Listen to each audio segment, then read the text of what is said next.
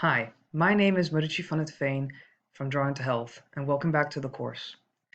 Last video we talked about the syllabus, we reviewed it, and this video is I'm going to be explaining to you what a petition is, why it's important, and where you can find petitions.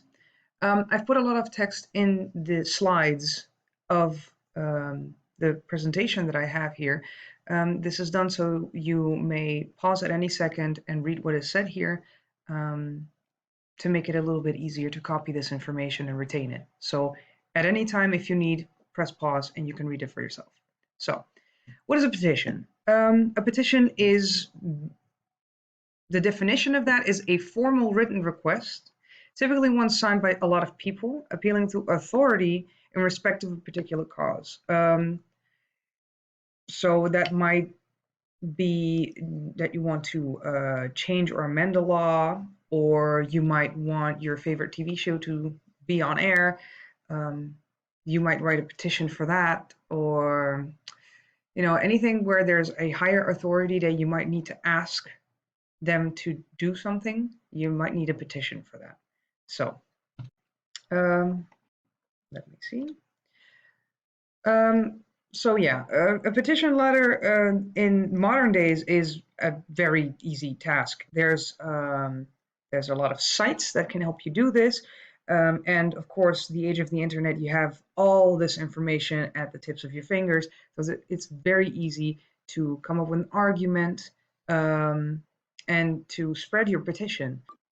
A petition letter is composed of two elements. The content, which is whatever issue or problem you may have that you want to see resolved, and a list of signatures, which is whoever supports your petition and has signed for it, because you need to be able to show that people are agreeing with what you're saying. Another thing is there's a format, which is basically essentially like any other formal letter. So you have the addressee, the sender, the salutations, the sign-offs, and so on. I will show you this in the last video. There will be an example of one. It's not going to be a fully written petition, but it's just going to be the formatting of it. But at least then you'll have a little bit of an idea of how to write one and what it should look like. A petition. Why is a petition important? A petition is important because it's it's a request to do something, usually addressed to government officials or public entities, and needs to be signed by numerous individuals. And the reason why they're important is that they obviously most governments are, they're there for the people. So if you, as a people, show that you want to have something changed, there is a very there's the chance that they will hear you and actually do something about it is quite a lot higher than if you were to not do anything at all.